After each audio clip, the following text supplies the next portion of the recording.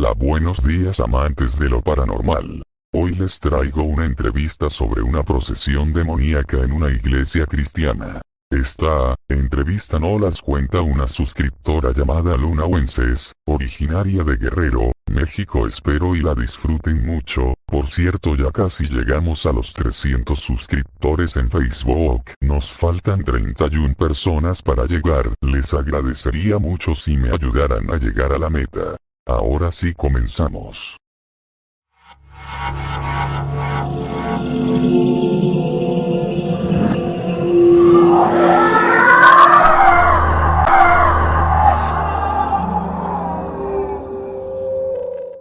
En cuestiones verídicas y aquí adelante de Dios, te voy a platicar un acontecimiento que se dio. Voy a nombrar la ciudad, Matamoros, Tamaulipas, en una iglesia cristiana pentecostés, en la cual fui partícipe del círculo de oración. Aquí estamos, el círculo de oración. Son personas que están en constante ayuno y en constante oración. Son 7 personas a las cuales tienen la certeza de que son personas capacitadas tanto en oración, tanto como en ayuno, para practicar este tipo de liberaciones. En ese tiempo mi esposo estaba de levita en la música. Entonces, lo que aconteció, se presentó la demostración de un demonio en esa iglesia. Se presentó en una persona, en una mujer de unos 46 años aproximadamente, en la cual se nos invitó a orar. En ese tiempo cuando tú no eres Dios no te habla tu vida y no te dice, ¿sabes qué? Tú vas a imponer las manos por tal persona, vas a orar por tal persona se va a liberar. Si Dios no te da esa indicación y tú vas y lo haces a carne propia, puedes perder hasta la vida. ¿A qué voy con esto? Empezaron a orar, empezó el pastor a orar. Voy a omitir el nombre del pastor. Empezó el pastor a orar. Es a lo que te digo, que si tú no estás bien delante de Dios, las cosas no se hacen derechas ante sus ojos. Los demonios te van a avergonzar ante el resto de las personas que se encuentren ahí. El pastor empezó a orar y el demonio se empezó a reír, lo alzó, lo ahorcó de la camisa. Te estoy hablando de un pastor de un peso de aproximadamente unos 130 kilos. La mujer de unos 50 kilos lo alzó de la corbata, lo ahorcó y se empezó a reír de él y le empezó a decir sus debilidades terrenales. Le empezó a nombrar cosas que él hacía en la iglesia que no estaban bien. Lo empezó a acusar, porque Satanás eso viene, a acusarte y avergonzarte delante de los demás. Terminó de hacer eso y lo aventó.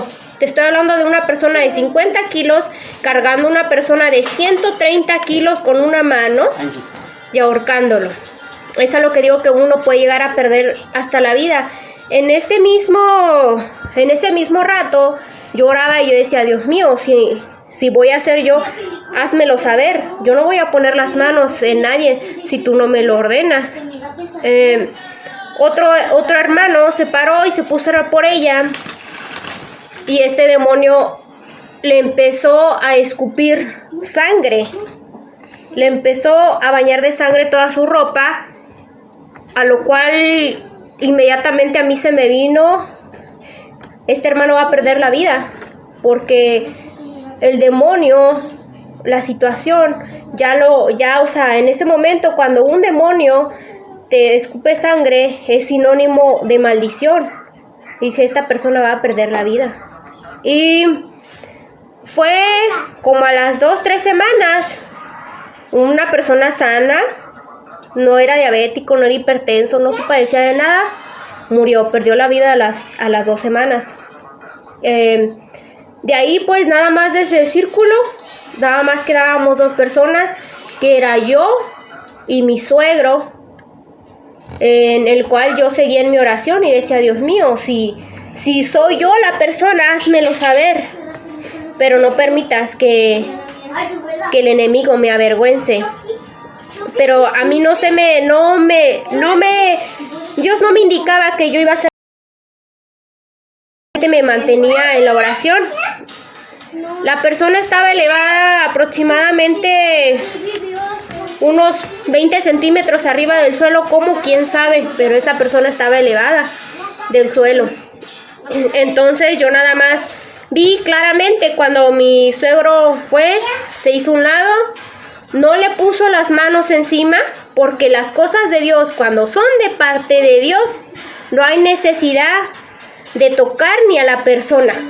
Cuando es de parte de Dios, cuando el Espíritu Santo está ministrando y el Espíritu Santo dice, aquí es el momento, es ahora, mi suegro solamente se hizo a un lado de ella, estiró su mano hacia ella sin tocarle. La mujer cayó en el suelo desvanecida, empezó a vomitar, se empezó a liberar en ese momento. Pero en esa cuestión sí hubo un hermano que perdió la vida. El mero pastor de ahí quedó muy avergonzado. La persona lo ahorcó, a otra persona la mordió. Y pues gracias a Dios a mí me queda la experiencia que yo fui parte de esa oración, pero a mí Dios no se me indicó a que yo orara, yo no la liberé porque yo no lo sentí. Y estas cuestiones digo que si no estás preparado, y no te estoy hablando físicamente, porque aquí se ve claramente cómo la persona que pesaba 50 kilos pudo alzar a una persona de más de 130 kilos con una mano.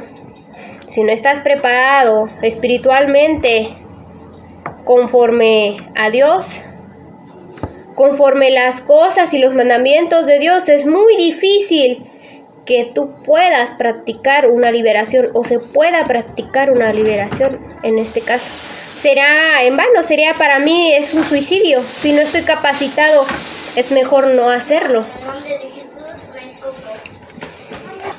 Wow, impresionante historia la que nos cuenta usted.